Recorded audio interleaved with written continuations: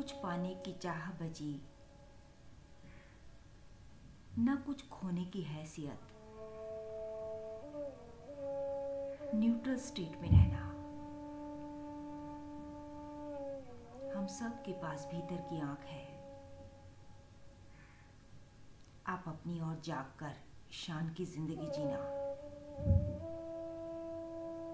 जो अपने आप से परे रहता है वही परेशान रहता है। आप अपनी शान में रहना, बहुत सुखद स्वस्थ हो जाओगे। कहीं लॉस्ट नहीं होना। अपनी याद में रहना, मैं कौन हूं, आया कहां से। अनेक विचारों से अलग निर्विचार की ओर बढ़ना। यही कीमत है मानव जन्म की। मृत्यु के आने से पहले पहले अपने मालिक हो जाना, फिर मृत्यु तुम्हें कुछ नहीं कह पाएगी।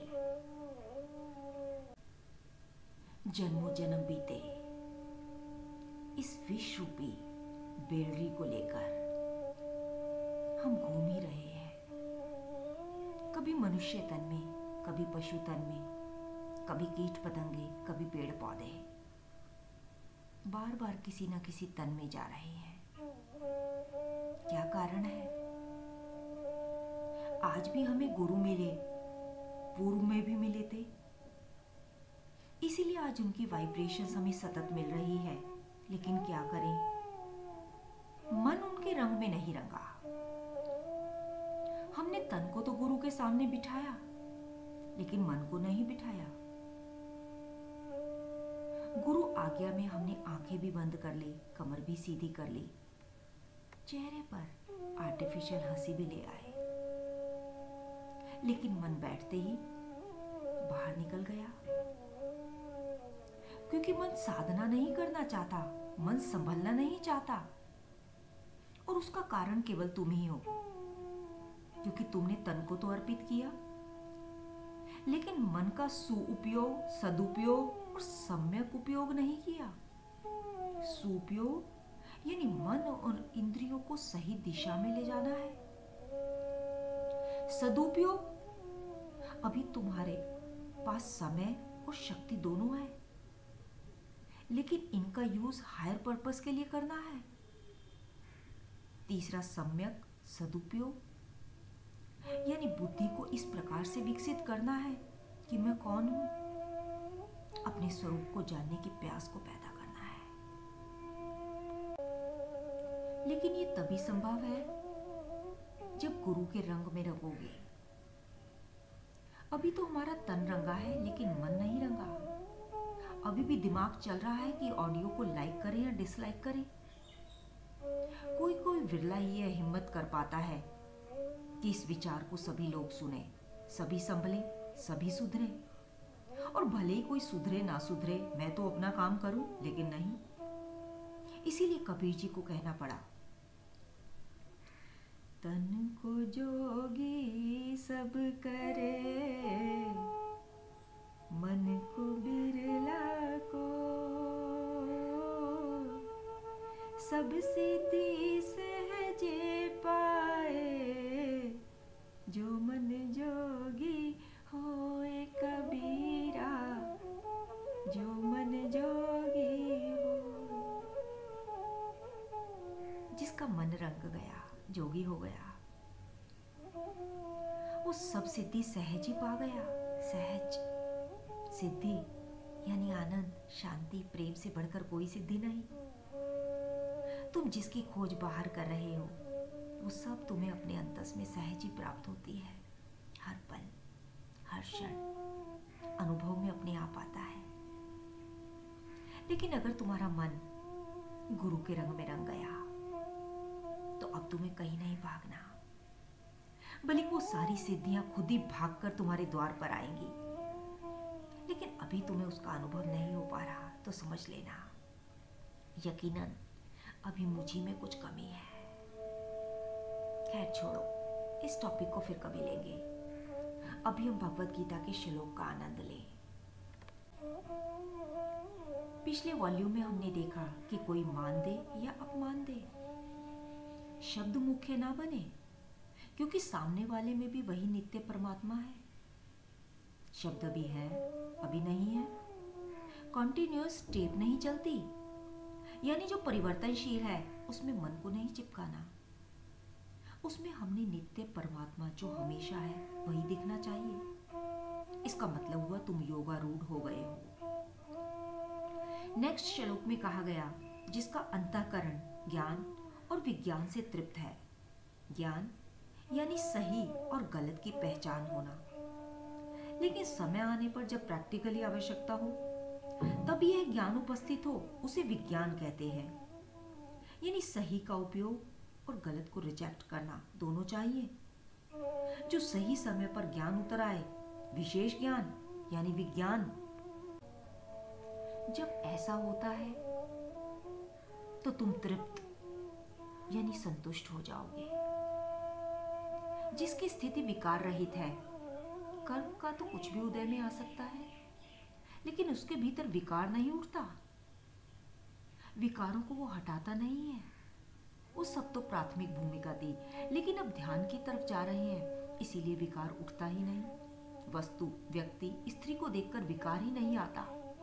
ये ध्यान की पूर्व भूमिका है।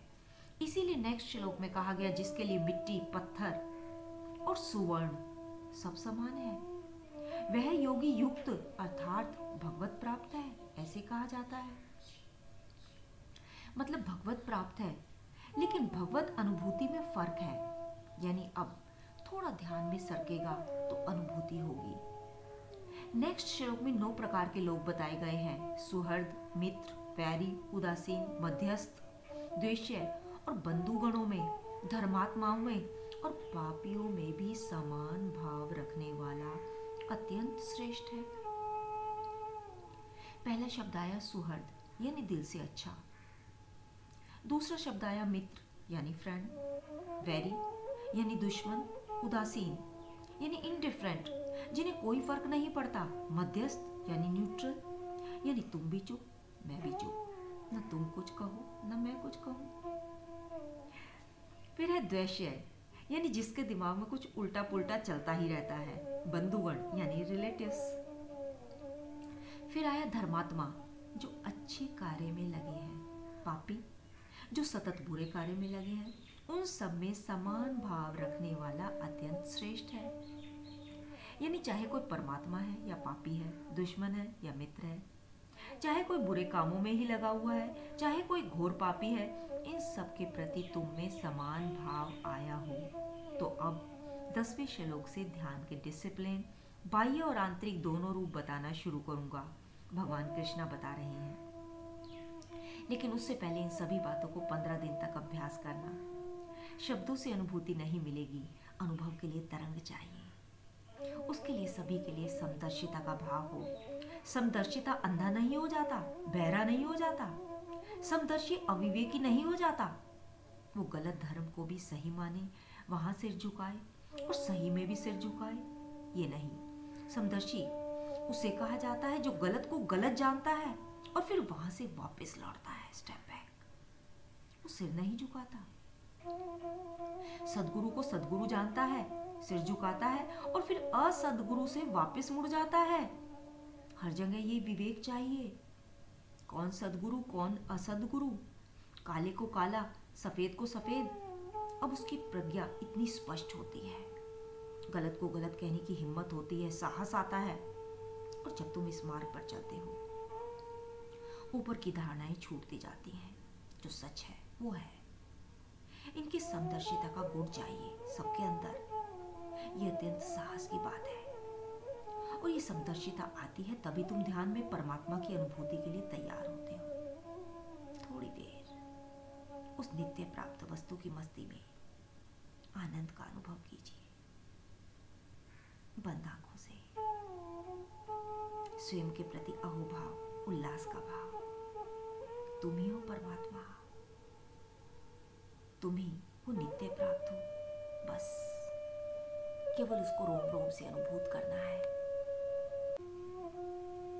वो एक बार बस अनुभव में आ जाए।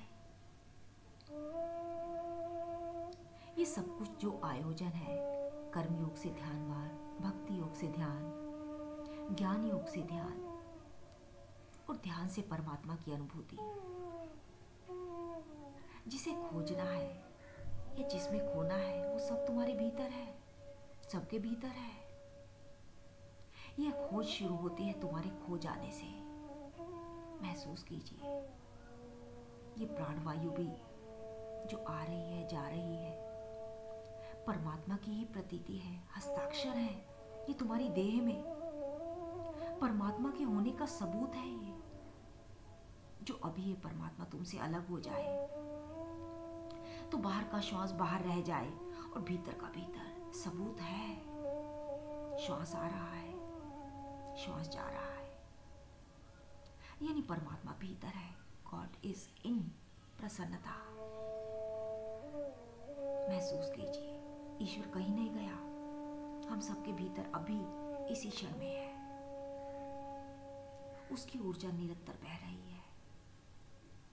ध्यान रखना, जो परमात्मा हम सबके भीतर है केवल वही ऊर्जा नहीं दे रहा, बल्कि जो परमात्मा हमारे बाहर है वह भी ऊर्जा दे रहा है। और उसकी ऊर्जा देने का मार्ग है सहस्त्रार। महसूस कीजिए अपने क्राउन चक्रा को, सिर का सबसे ऊपरी भाग।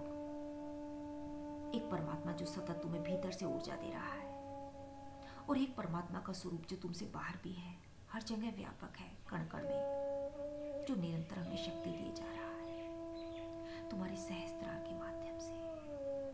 महसूस कीजिए।